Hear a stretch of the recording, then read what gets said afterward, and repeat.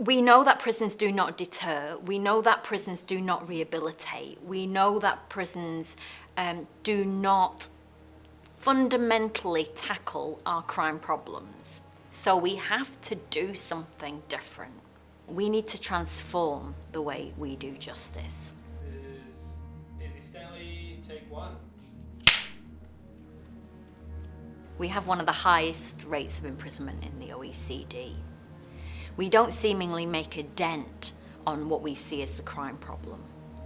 What gets people to commit crime are social factors, they're cultural factors. It's not about the threat of prison.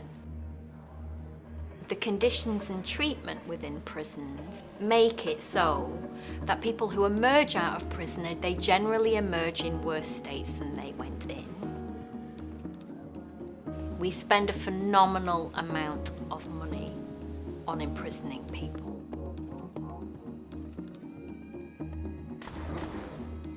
But actually what we're looking for is something that's quite transformative. Justice Reinvestment, it's this idea, it's quite a simple idea on the face of it.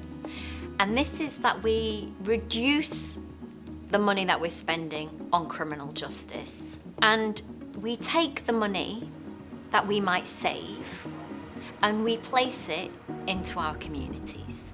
We create different pathways for individuals so that we do not ultimately use the prison as a response. So it revolves around three main ideas.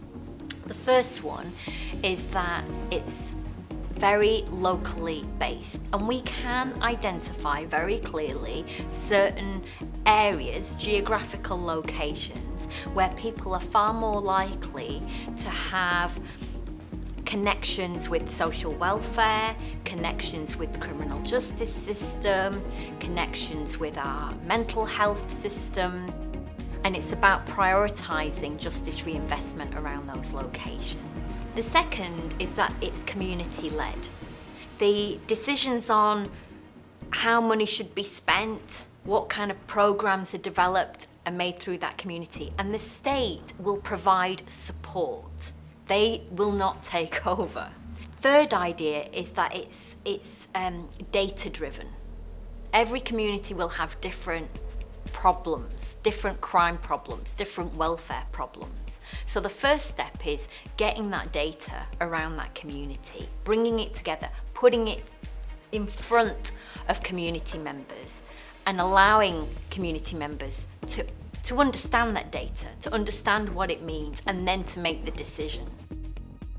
When you think about that amount of money and think about what we could do with that amount of money within our communities to provide those circuit breakers to make sure that people do not progress down that approach of offending, and to do that in a socially just way, it's a no-brainer.